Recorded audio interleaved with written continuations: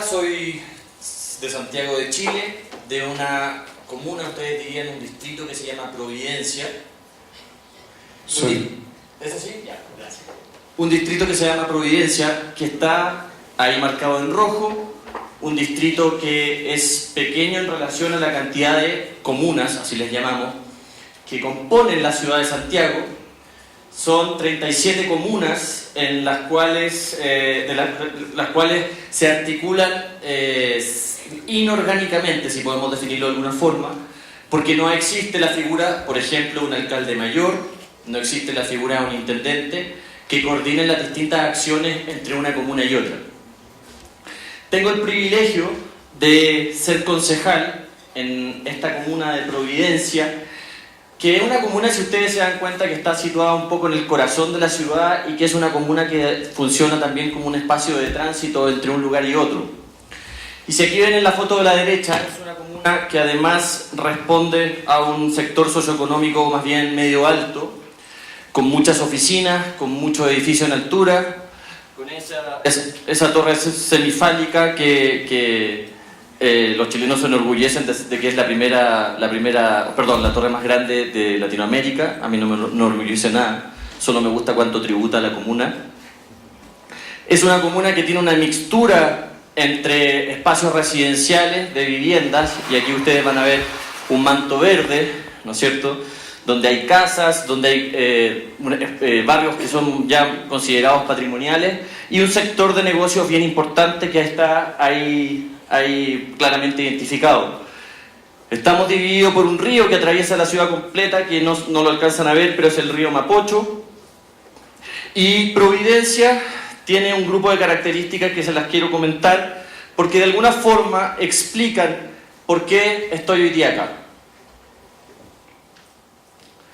Es una comuna que tiene 160.000 habitantes, entonces es considerada una comuna pequeña, pero es la comuna que tiene el tercer presupuesto comunal más alto del país. O sea, somos chicos y ricos. Lo estoy diciendo con ironía. Es una comuna que tiene una altísima población flotante, 1.800.000 personas, por alguna razón están en Providencia al día, sea porque pasa el metro por ahí, sea porque hay muchas oficinas, porque hay comercios de muy buen nivel, etc. Esa es una comuna además que tiene una altísima presencia de adultos mayores, 40.000 adultos mayores. Entonces muchos dicen que es una comuna despectivamente de viejos. A mí no me parece que lo sea, a mí me parece que no me parece, digo, peyorativo aquello, sino que me parece interesante la convivencia intergeneracional que se da. Como ya dije, un perfil socioeconómico medio alto y con un buen nivel de conectividad a la web, ya les digo por qué describí eso, y con servicios de muy buen nivel para vecinos y visitantes. ¿Por qué hago esta caracterización? Porque en el fondo nosotros vamos a hablar de políticas públicas, de comunicación y de las personas asociadas a esas políticas públicas y a la comunicación. Porque en el estado cultural en el que estamos, en el estado de situación en el que estamos, yo creo que es difícil, por lo menos en Chile, disociar las leyes o disociar las políticas públicas de las personas que hay detrás de esas políticas públicas. Yo quisiera llegar a un estadio cultural donde las instituciones, por ejemplo, la Secretaría Distrital de Planeación de Bogotá, por ejemplo, la Secretaría de Diversidad Sexual, fueran instituciones que tuvieran un peso comunicacional en sí mismas. Y creo que ustedes lo han logrado.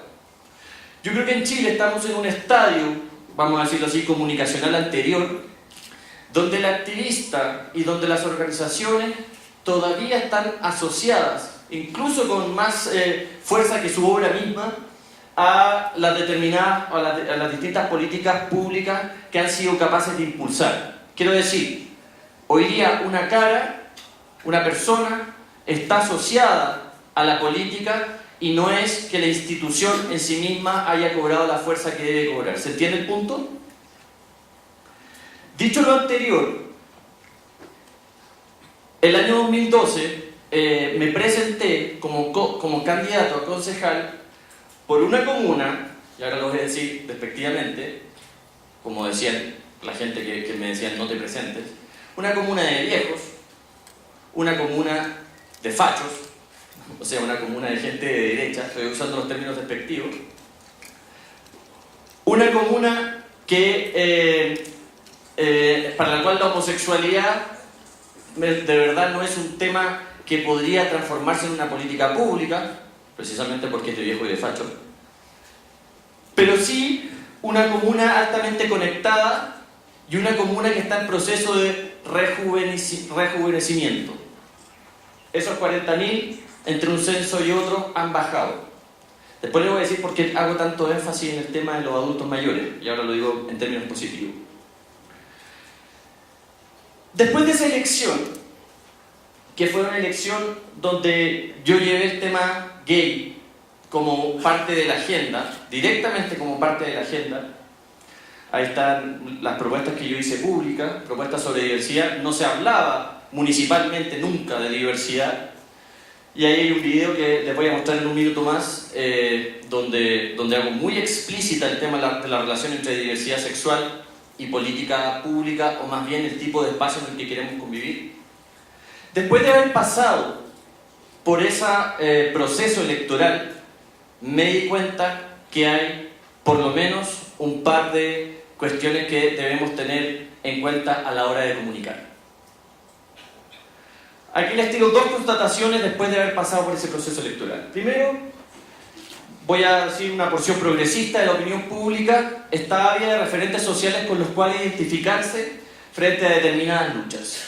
Tales referentes pueden ser personas, instituciones, campañas, etc. Si ustedes ven, por ejemplo, de Chile, habrán escuchado hablar, por ejemplo, de Camila Vallejo, ¿no?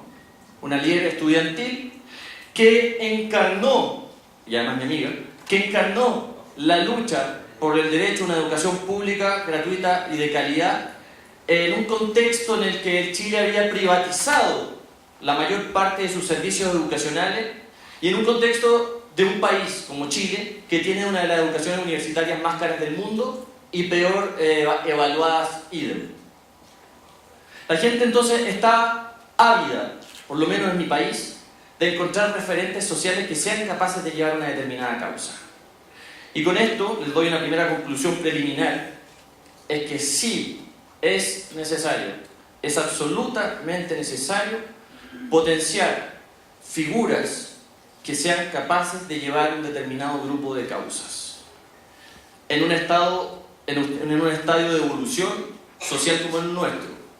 Y en el caso, por ejemplo, de Bogotá, sí es necesario comunicar, como lo han hecho, y a lo mejor con incluso más fuerza, todo lo que está haciendo la Secretaría de Planeación de esta ciudad, todo lo que está haciendo la alcaldía, porque, y aquí está la conclusión, hay réditos detrás de esa comunicación más que perjuicios. En Chile se han roto algunos paradigmas. Se pensaba, por ejemplo, que un homosexual, yendo a una elección en una comuna de clase alta, altamente envejecida, con un alto grado de conectividad, etc., jamás iba a ganar una elección. Y lamento tener que personalizarlo, pero es el caso más directo que tengo.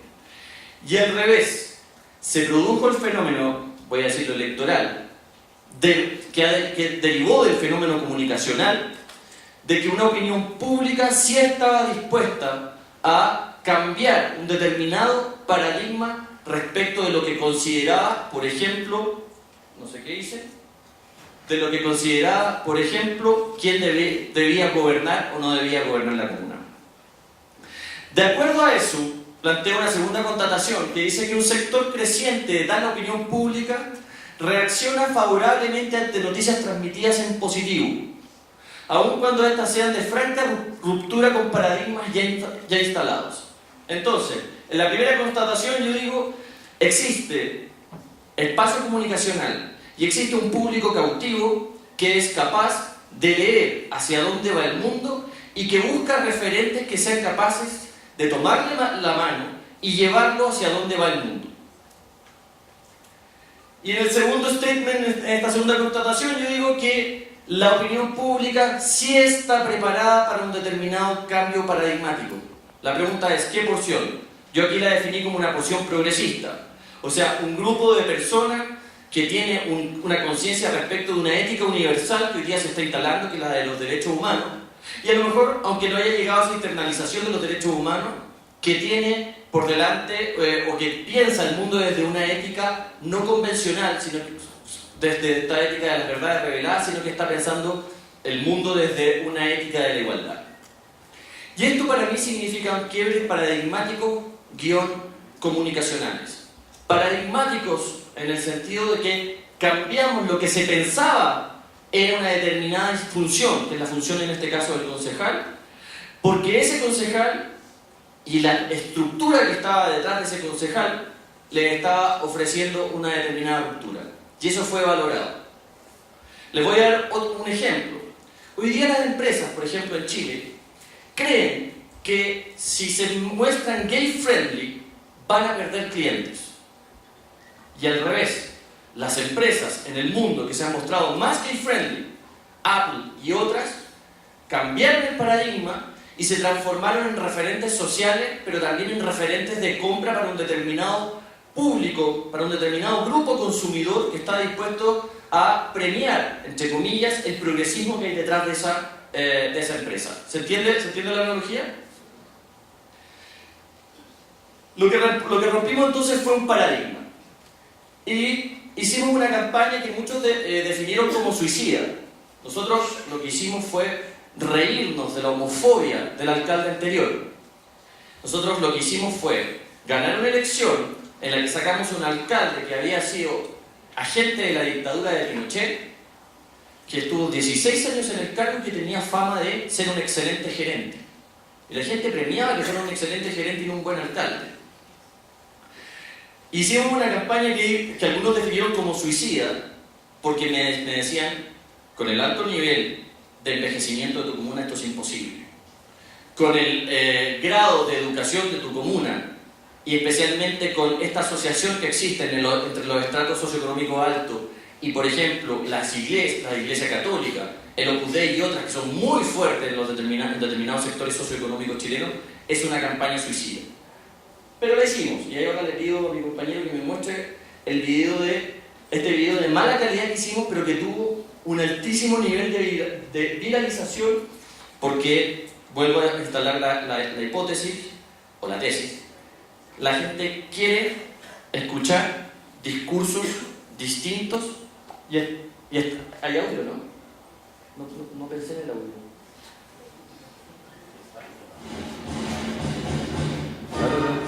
Ese es el alcalde saliendo.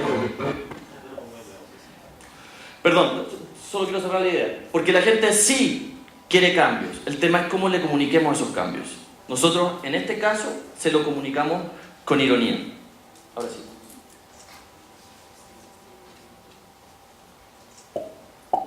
La B se llamaba él, Cristian La B, por eso esto se llama la berenjena.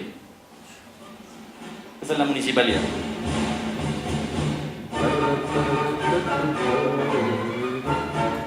¿Qué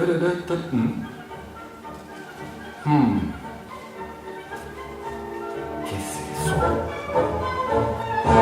eso? Señorita Brown, Señor alcalde, ¿me mandó a llamar? ¿podría indicarme quién es ese funcionario con facha de marica que se está bajando en este instante de la camioneta municipal? Es Juan, señor alcalde. Es uno de nuestros mejores funcionarios y efectivamente es homosexual. ¡Pero cuántas veces he dicho que no quiero maricas en mi municipalidad!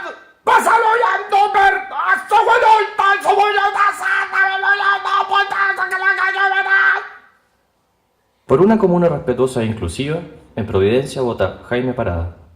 Comuna diversa. Bueno, ese acto de ironía tuvo la primera noche 2000 visitas.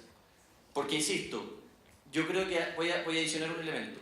No solamente hay que comunicar, sino que hay que comunicar con sentido de oportunidad y hay que comunicar entendiendo lo que quiere el público. Y el público que yo pensaba, voy a decir por qué digo pensaba, que me había votado porque era capaz de romper el paradigma de ese alcalde que había dicho 2 meses antes que no veía con buenos ojos que un homosexual se paseara de la mano por la municipalidad, frente a él. Que no veía que, con buenos ojos, que Providencia, nuestra comuna, fuese una comuna inclusiva. Y a partir de eso, se produjo esto que para mí fue bien impresionante. Se produjo un movimiento para votar por mí, para sacarlo a él, que además había cometido otros errores importantísimos en la campaña, y finalmente terminamos, nadie sabe cómo, hoy día yo entiendo un poco más, instalados en el Consejo Municipal. Y ya les voy a comentar algunas de las cosas que hemos hecho a nivel simbólico y a nivel de políticas públicas. ¿Por qué me centré un poco en la campaña para partir esta exposición, que ya no está a partir, sino que ya en la mitad? Porque efectivamente hay que tener, detrás de la comunicación tiene que haber un cierto coraje y tiene que haber un sentido de oportunidad. Y aquí lo que ocupamos fueron las grietas que él mismo dejó con sus propias declaraciones. Ocupamos esos intersticios para instalar una campaña donde el respeto, esa campaña es bien poco respetuosa, dicho sea de paso, pero donde el respeto se transformaba en el nuevo paradigma de la comuna de Providencia. Y yo ahora reconozco que no entendía mi electorado. Y no entendía mi electorado porque caminando por las calles de Providencia, que es una comuna pequeña y es fácilmente bicicleteable y caminable, me paraban señoras nonagenarias u octogenarias y me decían, ¿sabe qué? Yo voté por usted. Yo pensaba que solo habían votado por mí homosexuales, jóvenes, progresistas, que convivían, que jamás se habían casado, había hecho toda una caracterización errónea. Y me di cuenta que hay una serie de valores asociados, o una serie de percepciones asociadas a la persona que es capaz de llevar una causa que yo mismo no había sido capaz de incluir a mi campaña. Entonces las señoras me decían, yo voté por usted, joven, porque usted es valiente. Yo no me siento valiente, pero la señora sí percibía que había una determinada valentía y una cierta capacidad de resiliencia, como dicen los psicólogos hoy día, y que eso era valorado en términos comunicacionales por el electorado, y lo dotaba, y era capaz de dotarlo de sentido. Entonces, a quienes hoy día me dicen, oye, es muy difícil hacer una campaña llevando el tema gay por delante, yo digo, dependiendo del contexto, sí se puede hacer una campaña, y voy a decir más, sí tiene un valor agregado llevar la propia diversidad como un instrumento o como un elemento de la política.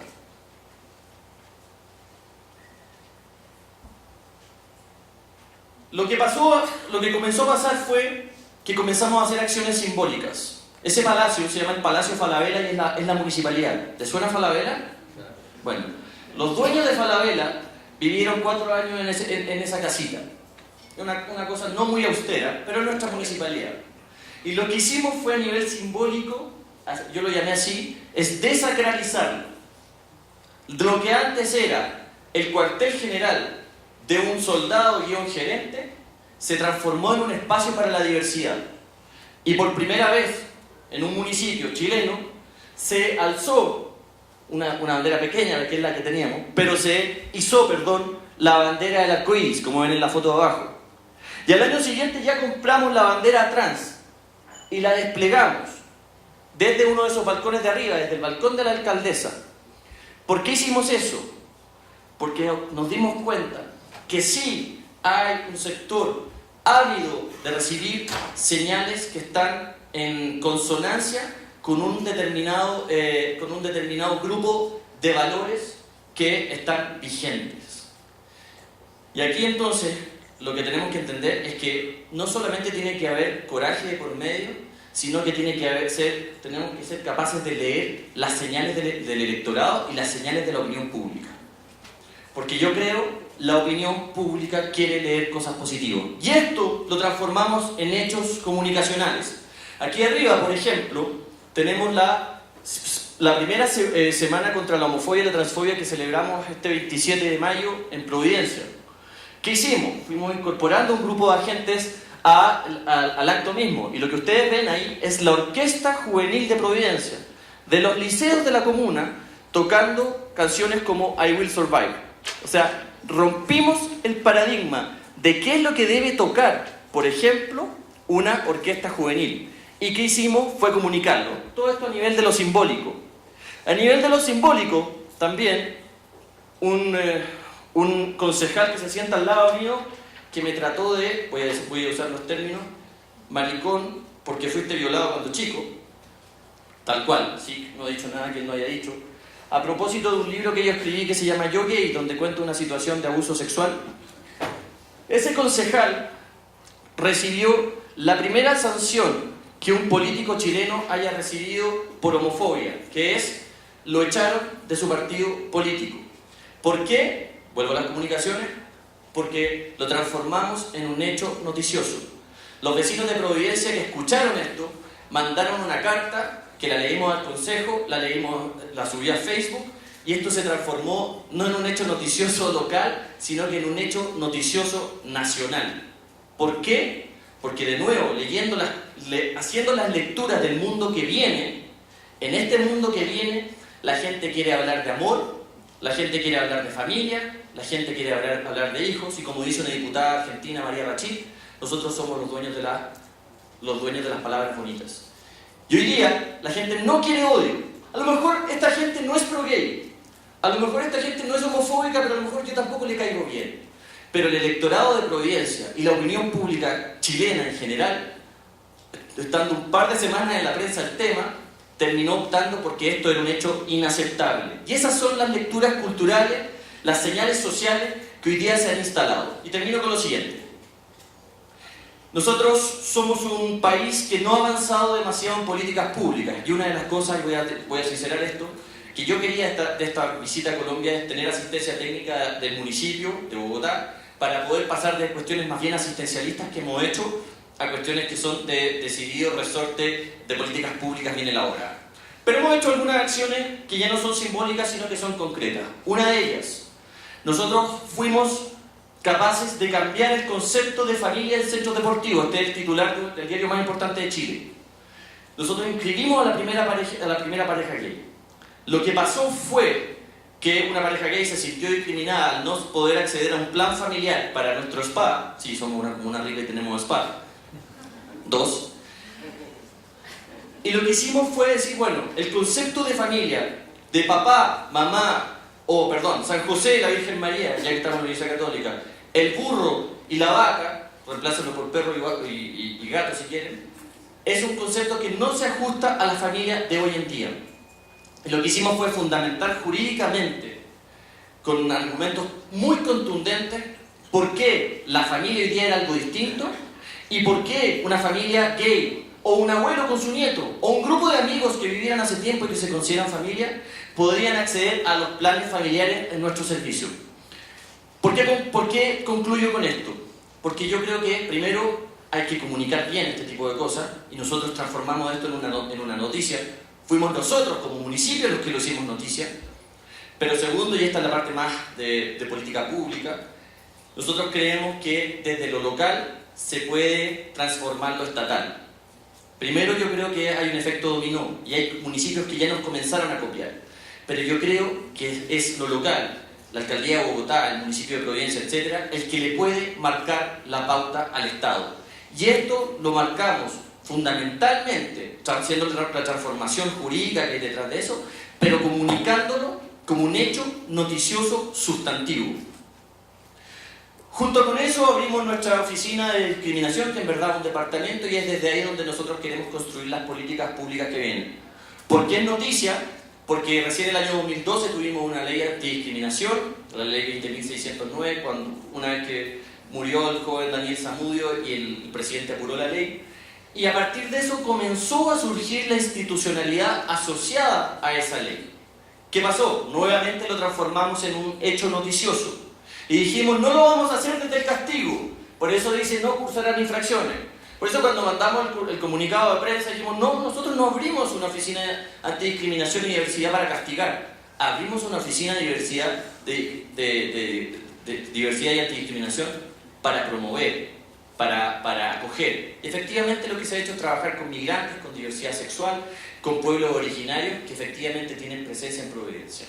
Así que, y con esto cierro mi presentación, creo que hacer de lo que hacen las personas y hacer de lo que las instituciones son capaces de transformar un hecho noticioso, comunicable y positivamente descrito puede llegar a ser un acto de transformación sustancial para la opinión pública y para la sociedad en su conjunto. Muchas gracias.